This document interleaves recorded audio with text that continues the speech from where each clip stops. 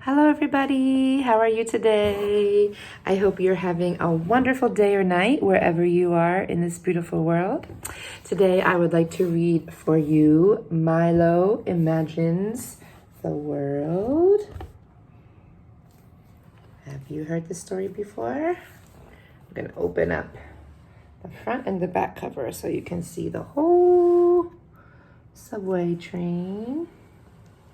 And we're going to read a story about this little boy here named Milo. All right. Milo imagines the world. And here's his little sketchbook with his name on there. And you will see throughout the story how much he loves to draw.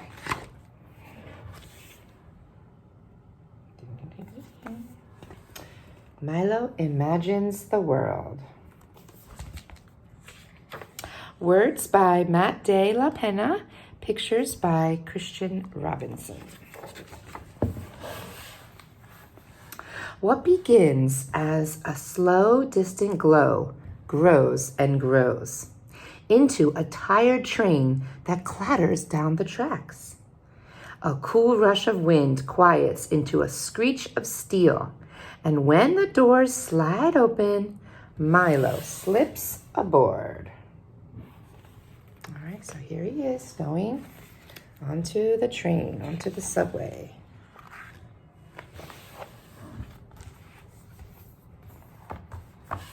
The train bucks back into motion as he and his sister squeeze onto bench seats. The whiskered man beside Milo has a face of concentration. A businessman has a blank, lonely face.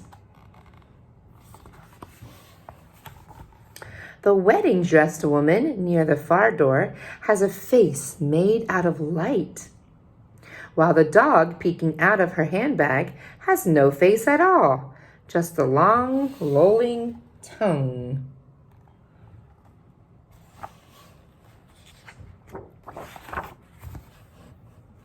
These monthly Sunday subway rides are never ending. And as usual, Milo is a shook-up soda. Excitement stacked on top of worry, on top of confusion, on top of love. To keep himself from bursting, he studies the faces around him and makes pictures of their lives. At a downtown local stop, the whiskered man folds up his crossword and hurries off the train.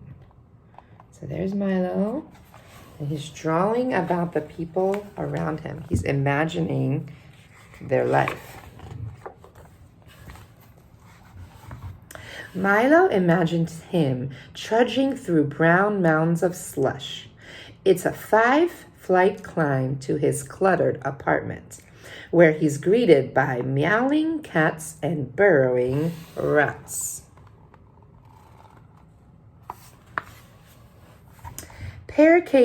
Parakeets tweet songs of longing as the man sips tepid soup, hunched over a game of solitaire. Late that night, the door to the parakeet cage mysteriously falls open, and the cats gather on the cold sill to watch the birds fly free above the city. Interesting imagination he has there.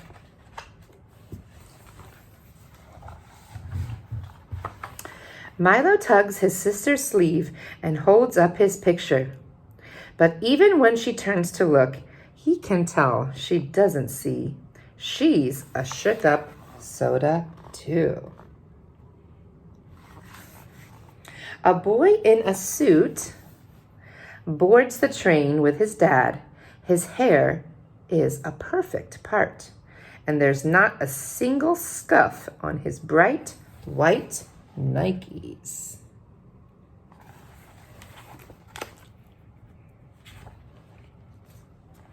Milo imagines the clop, clop, clop of the horse-drawn carriage that will carry him to his castle. Imagines the clink, clink, clink of the guards slowly lowering the drawbridge. Across the human-made moat, the boy is met by a butler, 2 maids, and a gourmet chef offering crust-free sandwich squares.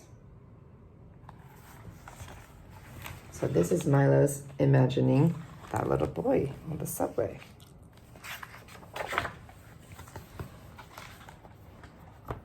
Milo flips to a fresh page at a bustling midtown stop.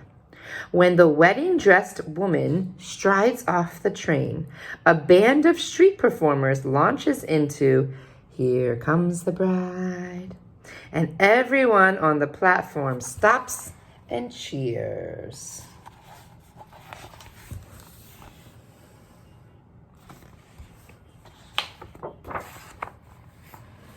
Milo imagines the grand cathedral ceremony where the couple will be pronounced husband and wife.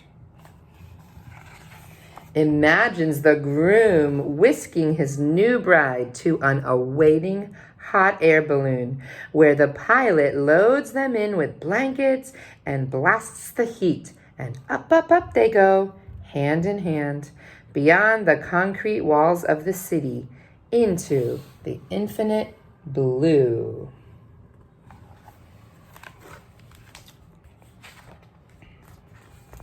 Milo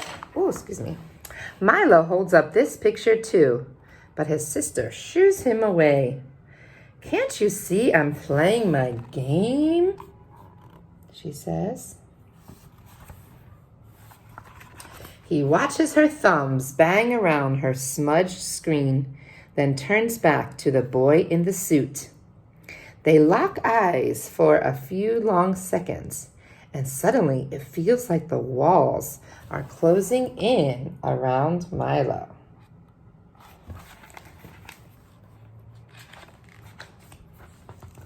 The spell is broken when a crew of breakers bounds onto the train, announcing, "You all ready for a show?" Several curious faces look up as the beat drops, and now the girls are walking up walls. They're whirling around poles. They're backflipping over shopping bags. When the train pulls into the next stop, they collect a few dollars and scramble for another car.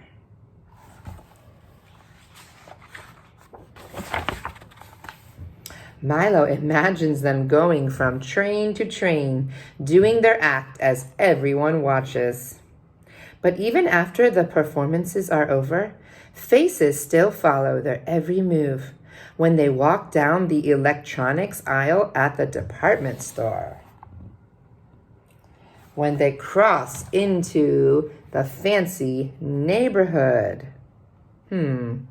Milo doesn't really like this picture, so he puts away his pad and turns to his reflection in the window.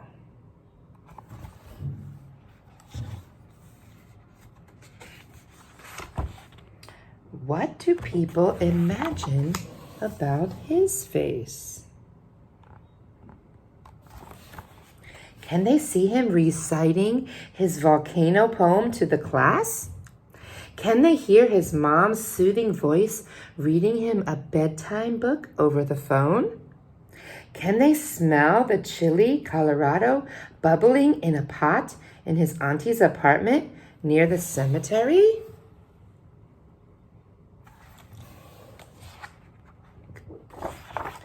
Butterflies flood Milo's stomach when it's finally their stop.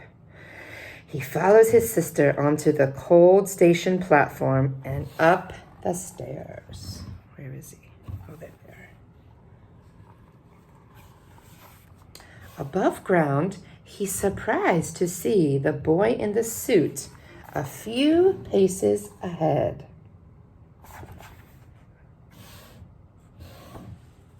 Here's the boy in the suit, and here's Milo and his sister.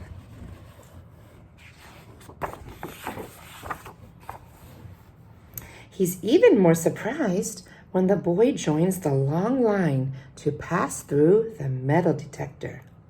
Milo's sister suddenly bends to give him a hug. "I didn't mean to snap at you," she says. She takes his big hand, adding, "You have your picture ready?" He nods, feeling the warmth of her fingers.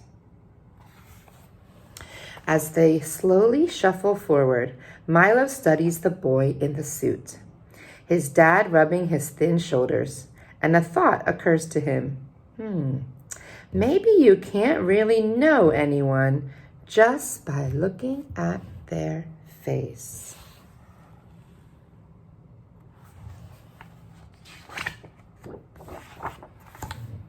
Milo tries to reimagine all the pictures he made on the train.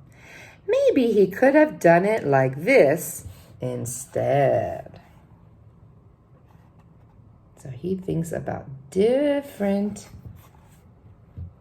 stories, different endings, different parts to all the people he saw today. Or this. Welcome home. Milo's chest fills with excitement when he spots his mom through the crowd. His sister rushes to give her a hug before pulling Milo in too. And it's in this tight tangle of familiar arms that he feels most alive. So there he is with his mom and sister. When they separate, Milo flips through his pad until he finds the right picture. "I made this for you," he says, holding it up, and he watches for the smile he hopes will spread across his mom's face.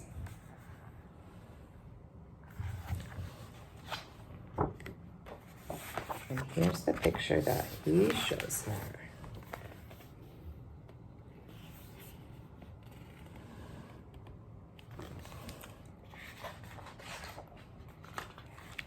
All right, that's the end of the story. What'd you think of the book? It was probably different than you were imagining, right? So, actually, Milo went to visit his mom, and she was in jail. But we don't know what happened. We don't know why. We don't know what happened. The story doesn't tell us. We can imagine, like Milo did throughout the story, but we don't know exactly why. But we know that he hopes that one day she will get out of jail and be able to come back with him and his sister and his family. So hope you enjoyed the story and hope you have a wonderful day or night wherever you are in this beautiful world. Keep learning, keep reading, and I'll be back later for more read alouds. Bye.